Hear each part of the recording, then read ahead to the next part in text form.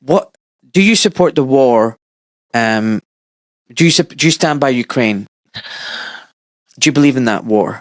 No, I don't. Do you think we should spend money giving them money to buy arms and kill their young Ukrainian men? No, we've probably lost 500,000. I know we have, by the way.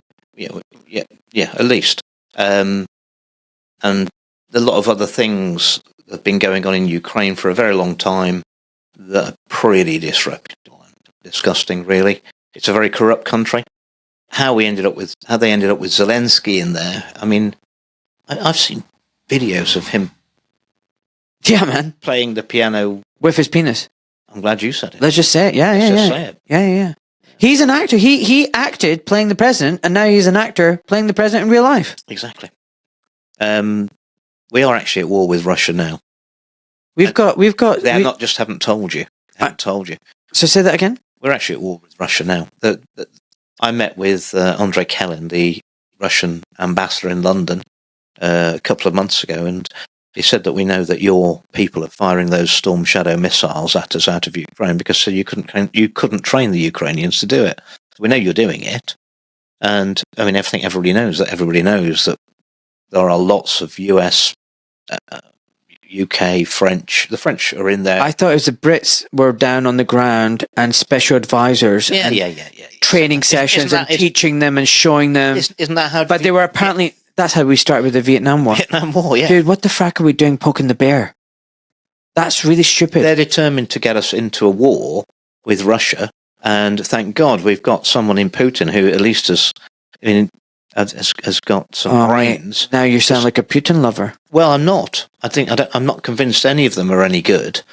But at the end of the day, if you look at the facts, since 91... we've moved NATO 1,000 miles nearer to Moscow. They haven't moved nearer to us. No, they haven't. And if you think about what we were trying to do, the EU wanted to bring in Ukraine for whatever reason, and NATO wanted it, and they'd have put missiles on the border of Russia. Well, I mean, what did America do when the old Soviet Union tried to put missiles in Cuba 90 miles off the Florida coast? Yeah, exactly. They weren't having it, were they? No. And if you look back, the Russians have told us for long enough Ukraine's got to remain neutral. We're not going to let it get him. They've told us this for a very long time. So hold on a sec. You said Rishi wants out, and then Rishi doesn't want to be Rishi's told the generals he doesn't want to be a wartime prime minister. Really? So who's calling the shots? Is it the generals or the prime minister or someone else? Because it's someone above Rishi. I mean, you don't really think that Rishi and Starmer. I mean, the whole thing's a pantomime in Parliament. So I keep saying... It's a pantomime. So I keep saying... Oh, no, it's not. Oh, yes, it is. I keep saying that our political system, we have this illusion of democracy. It's BS. It's a uni-party system. Yes.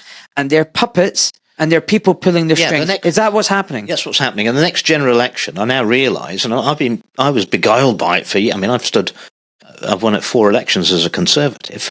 The next election is not, none of them, it's not a race between the blue and the red team to see who crosses the finishing line. This is a baton handover. Exactly. On all the big issues, net zero, COVID response, the WHO, the trans agenda. Who's pushing it then? Who's pushing it? Who's pulling the levers? It's Agenda 2030. It's the World Economic Forum, the 0.1% of the richest people in the world. The globalists? The globalists, yeah. The people who to make money, all we'd need is next week's newspapers today, wouldn't we? But if you own next week's newspapers, you know what's going to happen and what's going to be reported, regardless of what the facts are. And that's the position these. So we're heading for war. And also, yes. Is that what you're saying? Yes. Well, we're actually already in it. They're not going to tell the people probably till July or August, maybe a bit later. And I think Rishi wants out. But hold on 1 second. I mean, if we go to war with Russia, we're talking about potentially nuclear war. I know. Do they understand what they're playing with? Well, we have a nuclear. We're not playing with fire. I know, and it goes against all our defence thinking. But even we have nuclear weapons, so that no one would do that to us. So why would we do it to someone who's got 20 times more 30 times more nuclear weapons than we've got. And not just that, their air defense capability, the S-500, I mean, it's a million times better than what we've got. We've got nothing compared to that. We've got nothing that can stop any of their... What is it? We've got Arrow or something? I mean, that can't do jack shit with their hypersonic missiles. I've seen a report that we just do not have any defence for the UK against the Russian arsenal. Because you know they've got hypersonic missiles. Yeah. We've got nothing against that. Nothing against that. But the people are... So the people pulling the strings don't give a frack whether we go up in smoke or not. I mean, to me, I think a lot of it is... They're trying to put Russia into a position. They're poking them enough. And let me think, what sort of thing is going to happen?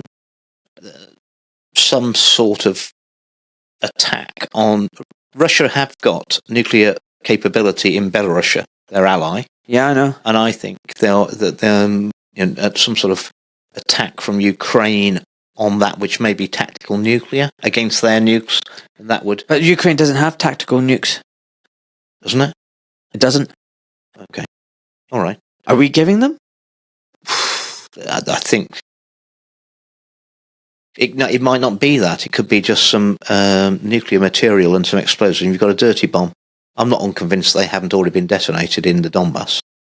I think if you tested the ground down there, they already have. You sound like a conspiracy theorist. I get some good... But where does this go at the end of the day? Like, if there is a war, I think one of the things the government would love is, and the globalists France have already brought conscription into law, and so have Germany. France and Germany? Yeah, and the EU are already selling war bonds for the war. You're joking? No.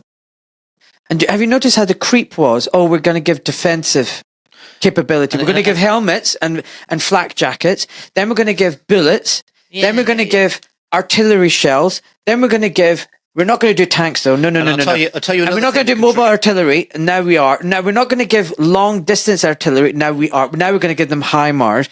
We won't give them any planes or missiles with long-distance capability. No, yes, now we are. F-16s. Now, the F-16s... Have you seen how they do it? Yeah. But listen, the F-16s... I raised that with the Russian ambassador, and he was unequivocal. He said, yep.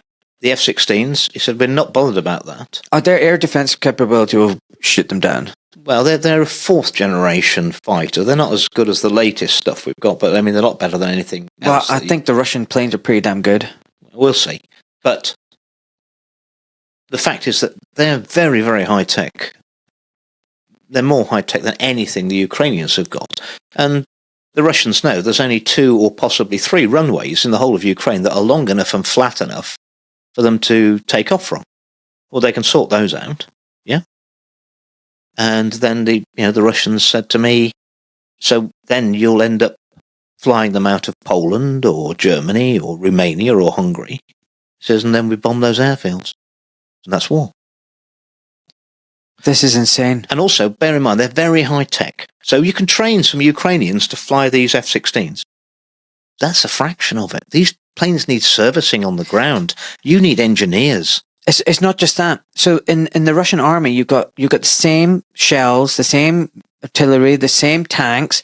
They know how to repair them. They've got all the parts. Yes. They've got all the factories. So you've got to train all they can't whereas train them. The Ukrainian side, they've got a Polish Crab. They've got a French mobile artillery. They've got German one. What point were our 14 Challenger 2 tanks? They were a hindrance, weren't they? 14 tanks. You got to have all the spares, different ammunition. We use smoothbore guns, not rifle barrels. Yeah, so everything's mixed. There's no homogeneous army and kits.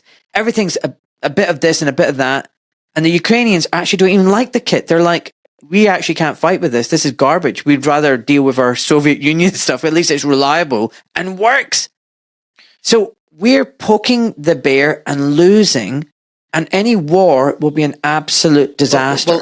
Well, how can Ukraine win? It's not going to win. Well, the Ukrainian people have fought valiantly, but I mean, it's a country that started out of 44 million people. There's probably about 20 million there. A lot are dead, and the rest have left the country, and they're never going to come back. So it's destroyed Ukraine against, 130 million Russians? It's into a war of attrition. There's only going to be one winner. But I don't understand why the war, other than the fact that the bankers want to bring in their digital currency, Well, all that and money- you know the all fiat that money- system. They want to clear the slate, clear the table, and let's get rid of all the debt. Wars are wonderful. Wars are great for business. Absolutely. Let's For bring some in a new people. financial system. For some people, but they for the average Brit, they're going to want our gold and our children off us, and they're not having it.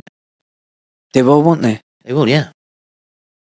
Yeah. So explain what you mean by the gold and the They children. want the taxes, and they want our children to go and fight. I don't think they're going to go. What are we fighting for? Our freedoms. What freedoms? Well, exactly. This is where we are now, and yeah, we're already in a war. Okay. We're in a war on all fronts. Humanity is under threat as never before. War on our minds. War on our freedoms. Yeah. War on our nature. War on our food, health. Yeah. Everywhere you look, there's war everywhere. Absolutely. And yeah, then the tin lid will be put on it when we can have a world war and nuclear exchanges.